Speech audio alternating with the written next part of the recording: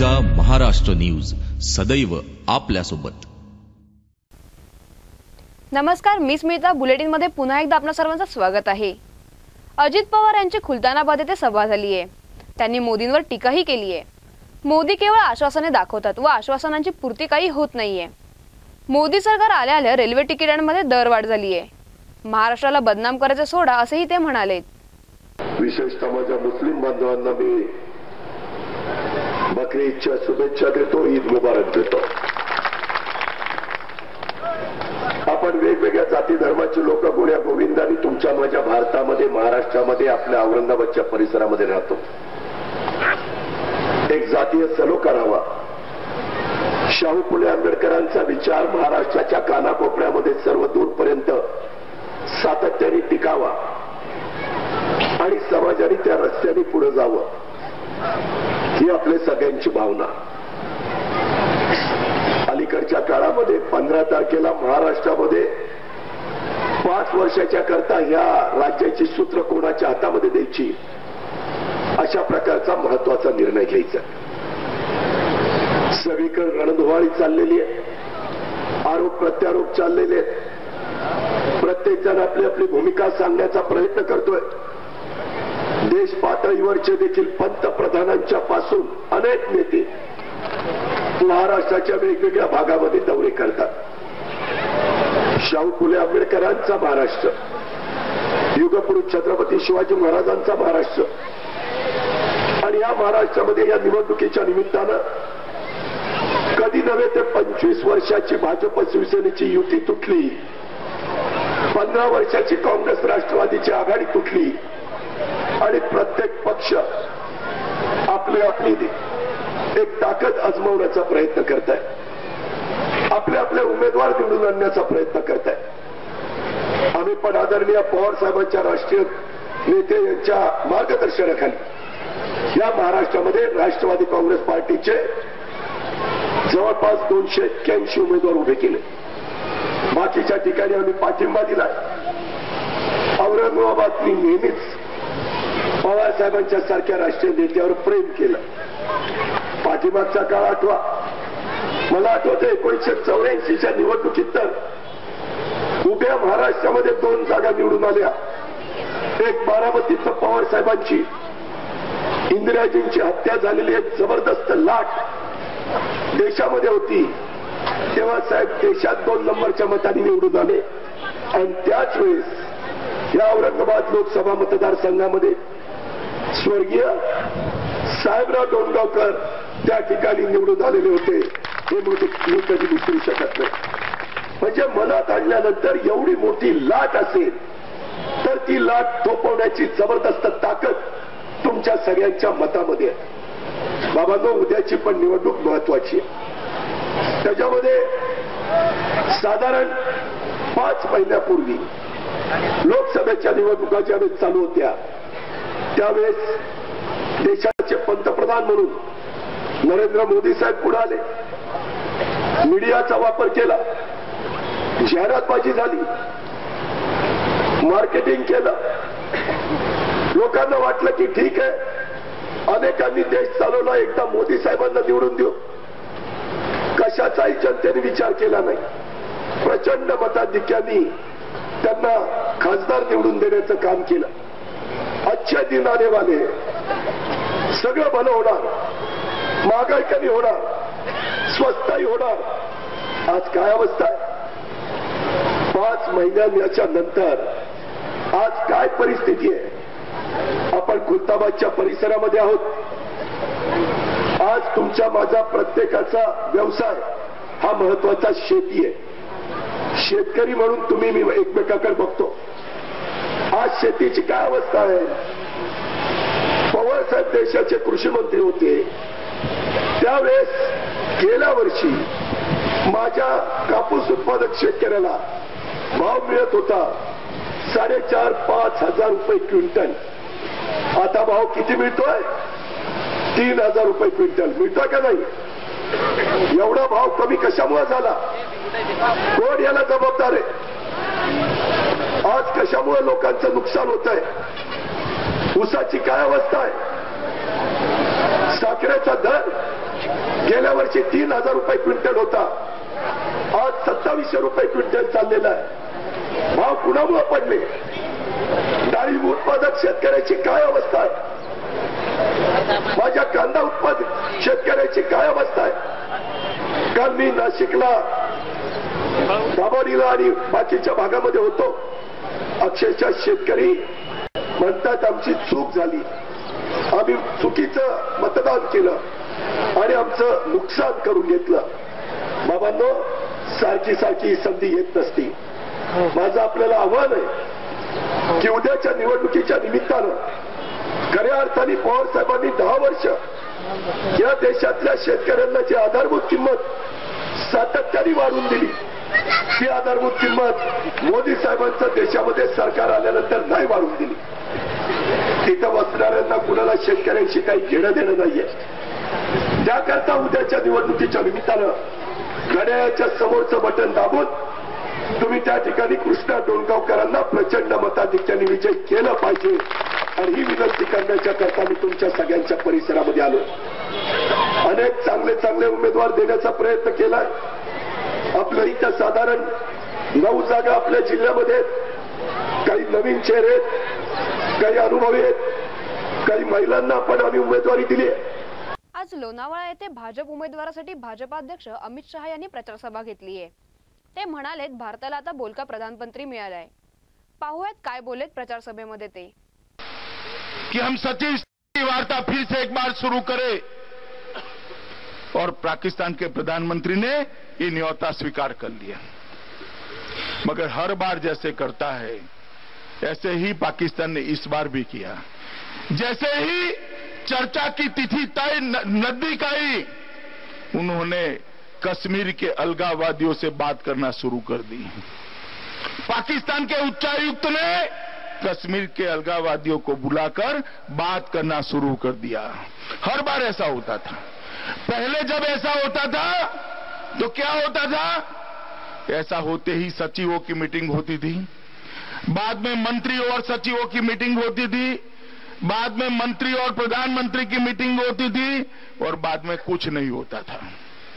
इस बार देश में नरेंद्र मोदी की भारतीय जनता पार्टी की सरकार है. आधे घंटे में ही प्रधानमंत्री जी ने निर्णय कर लिया, कश्मीर के अलगाववादियों से बात करनी है तो भारत के साथ बात नहीं हो सकती. कश्मीर भारत का अभिन्न अंग है, इसको खोकर कोई शांति वार्ता नहीं होगी. पहली बार पाकिस्तान को करारा जवाब देने का काम इस देश के प्रधानमंत्री नरेंद्र मोदी ने किया है. ये फर्क पड़ा है. मित्रों, पहले भी सरहद पर गोलियां चलती थी और आज भी चलती है. पहले भी गोलियां चलती थी और आज भी चलती है, मगर दोनों में एक अंतर है. पहले गोलीबारी की शुरुआत पाकिस्तान की ओर से होती थी और उसका अंत भी पाकिस्तान की ओर से होता था. और भारतीय जनता पार्टी के शासन में गोलीबारी की शुरुआत तो पाकिस्तान करता है, मगर गोलीबारी की समाप्ति भारत की फौज करती है. ईंट का जवाब पत्थर से मिलता है. जिनको दिखाई नहीं पड़ता उनको मालूम नहीं पड़ता है कि सरहद की सुरक्षा के मामले में क्या परिवर्तन आया है, विदेश नीति के मामले में क्या परिवर्तन आया है, देश का सम्मान कैसे दुनिया में बढ़ा है. मित्रों, जब हम एनडीए की शासन था, अटल जी प्रधानमंत्री थे और उसके बाद में यूपीए की सरकार आई, तब हम देश का विकास दर 8.4 ऊपर सौंप कर गए थे. 8.4%. और उसके बाद में 10 साल यूपीए का शासन हुआ. जब अपनी बारी आई इस बार तो 4.2% सौंप कर गए. इतना आधे से ज्यादा कम करने का काम एक कांग्रेस के लोगों ने किया था. राष्ट्रवादी कांग्रेस की सरकार ने देश के विकास दर को आधा कर दिया था. मोदी सरकार ने 3 महीने में 4.2% विकास दर को 5.7% पहुंचाने का काम किया है। देश में नया इन्वेस्टमेंट आया है, शेयर बाजार आगे बढ़ने लगा है, युवाओं को रोजगारी मिलने की शुरुआत हुई है। मित्रों, जिनको फर्क नहीं दिखाई पड़ता उनको मैं फर्क दिखाना चाहता हूं। 50 साल से इस देश के बैंकों का राष्ट्रीयकरण किया था।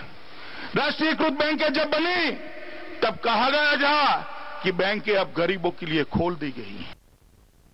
आज आरपीआयचे नेते रामदास आठवले यांनी ठाकरे बंधूंवर टीका केली आहे। राज ठाकरेंनी नाशिकचा कोळसा केलाय।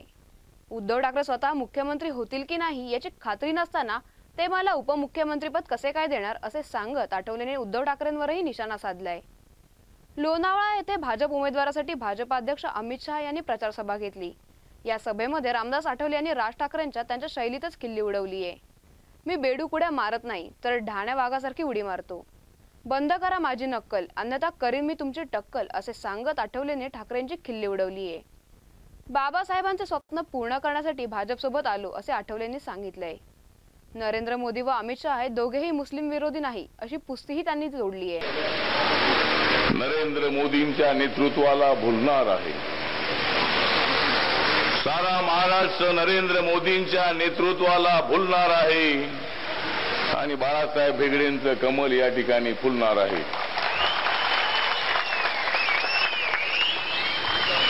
या जिल्ह्यामध्ये भाजप आरपीआयचे लोक निवडून येणार आहेत कमीत कमी 10।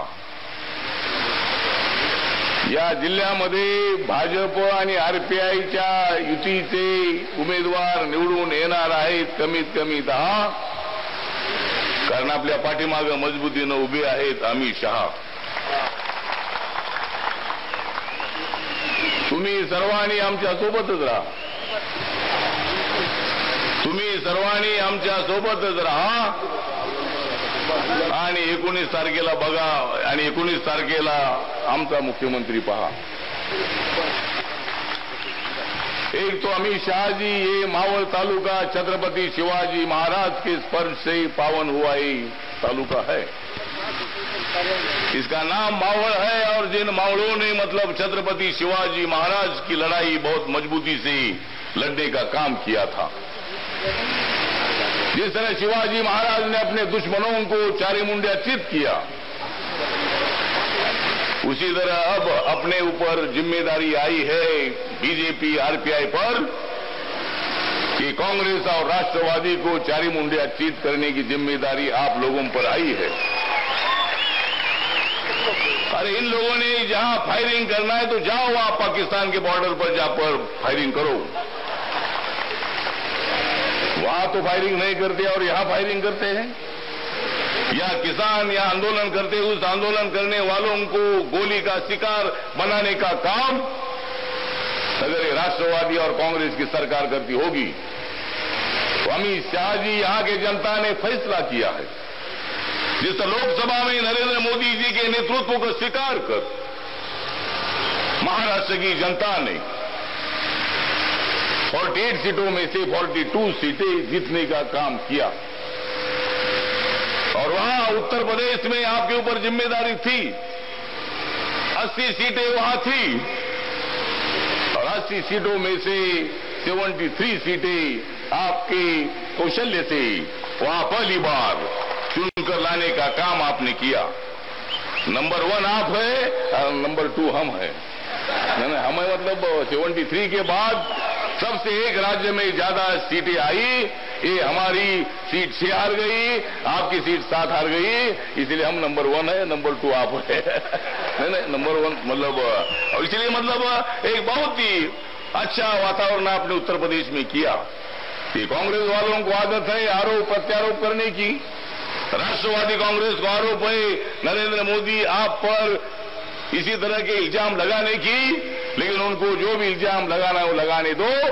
लेकिन नरेंद्र मोदी और हम सब लोग, आप सब लोग, हम देश के 125 करोड़ जनता के लिए हम काम कर रहे। कौन कौन बोलते हैं नरेंद्र मोदी जी अमित शाह जी मुसलमानों के खिलाफ है?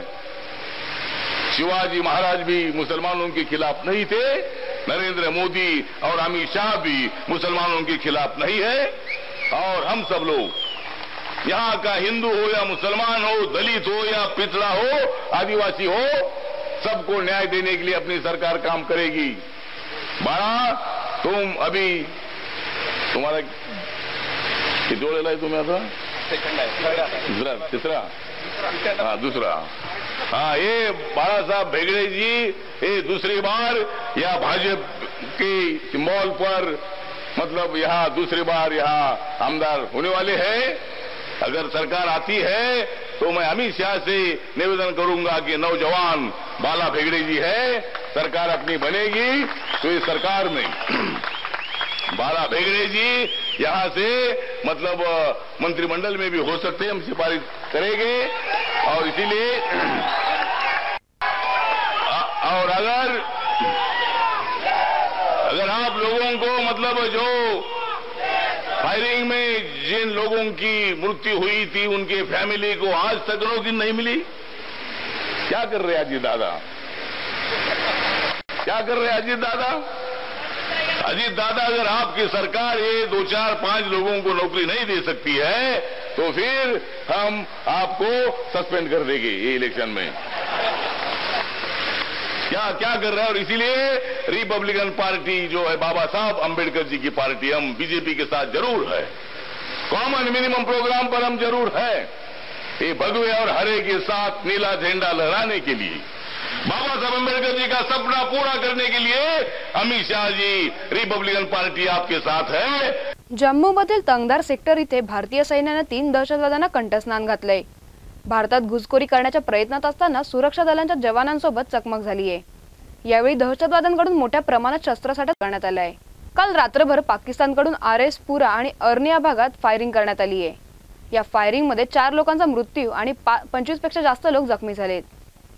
गेल्या 5 दिवसांमध्ये पाककडून सीमा भागात तब्बल 10 वेळा शस्त्रसंधीचं उल्लंघन करण्यात आलंय। वारंवार शस्त्रसंधीचं उल्लंघन करणं हे पाकिस्तानसाठी धोकादायक ठरू शकतं, असं भाजप नेते मुख्तार अब्बास नकवी यांनी म्हटलंय।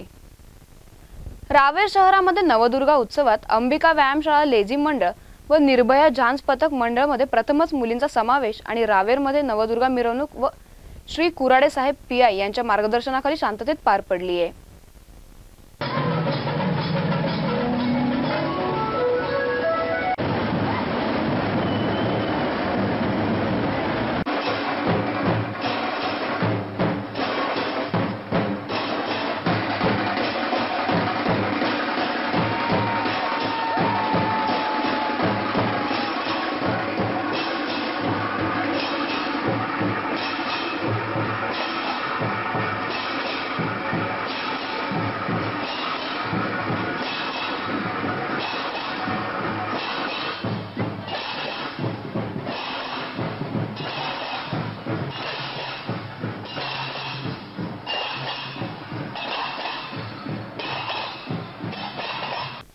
उत्तम स्मार्टफोन असूनही तसेच चांगल्या कंपनीचा इंटरनेट पॅकही आहे, तरी सुद्धा इंटरनेटचा वेग मात्र जैसे तेच आहे।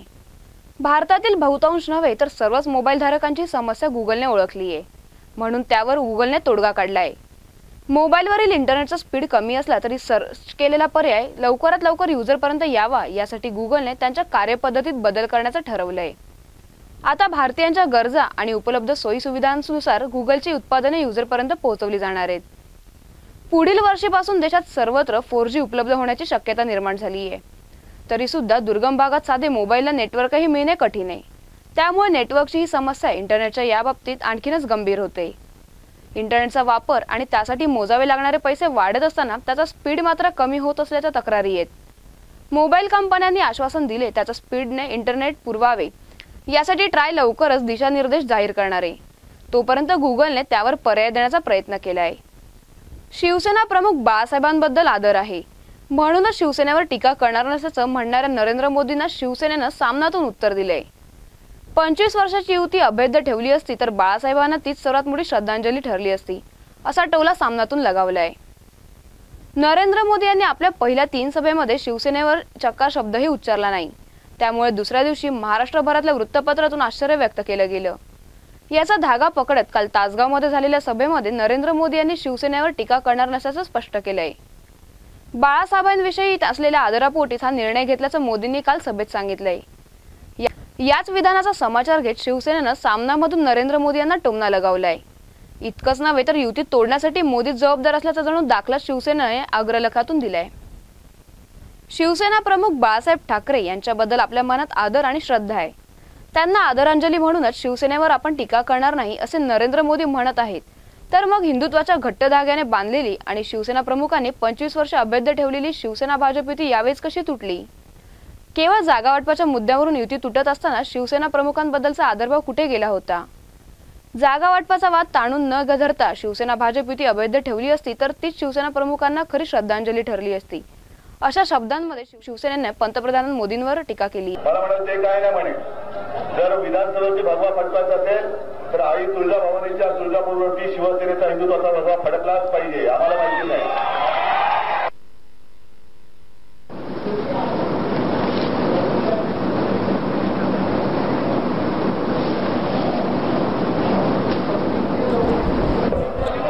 तेवढ्याच फोनवरती मेसेज आला की राजीव प्रताप रुडी पुढे दिल्लीत बोलले होते की आता सगळं काही संपलं आहे, युती तुटली आहे. म्हटलं हा काय संकेत आहे की काय मला माहिती नाही. की आई तुळजाभवानी म्हणते अरे युतीमध्ये काय लढतो, मी तुला भरघोस द्यायला मागते, तुझा युती घेऊन बसतोय, तुला मी भरभरून देते. जे आशीर्वाद मी शिवरायाला दिले होते तेच आशीर्वाद मी तुला शिवसेनेला देते आहे. तू घेत का नाहीयेस? युती युती युती का करतोय? आणि त्याच संध्याकाळी एकनाथ खडसेंचा फोन आला. त्यांनी सांगितले की उद्धवजी, भारतीय जनता पक्षाने निर्णय घेतलाय की आता याच्या पुढे युती नाही, युती तुटली. म्हटली भारतीय जनता पक्षाची इच्छा नाही आणि तुळजाभवानीची इच्छा असेल. ती आहे. आज देशभरात बकरीद धूमधडाक्यात साजरा केला जातोय. आज दिल्लीच्या जामा मस्जिदसह संपूर्ण भारतात विशेष स्वरूपात नमाज केला जातो. बकरी ईदला पारंपरिक स्वरूपात म्हशी, बकऱ्या इत्यादी कुर्बानी.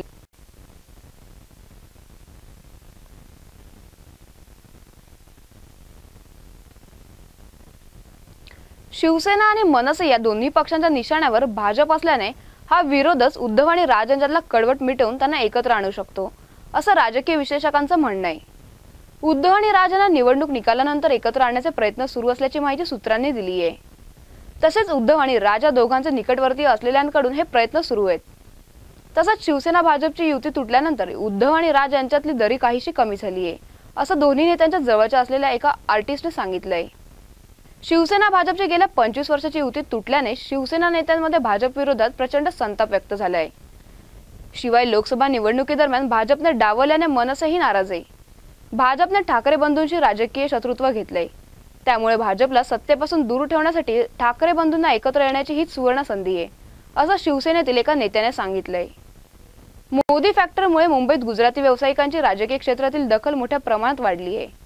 यामुळे मराठी माणसाच्या हिताच्या रक्षणासाठी उद्धव आणि राज ठाकरेंना एकत्र यावंच लागणार आहे, असं मनसेच्या एका नेत्याने सांगितलंय.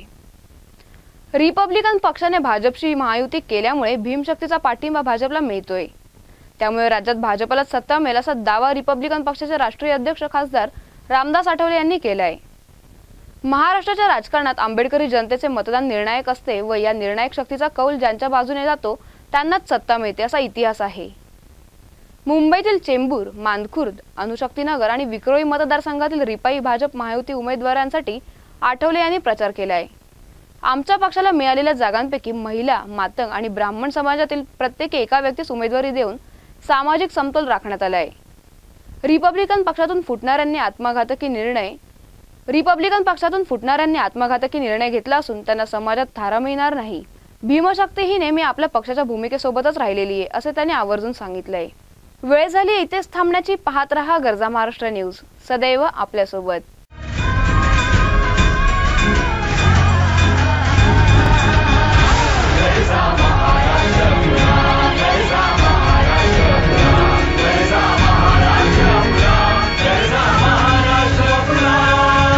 गरजा महाराष्ट्र न्यूज, सदैव आपल्यासोबत.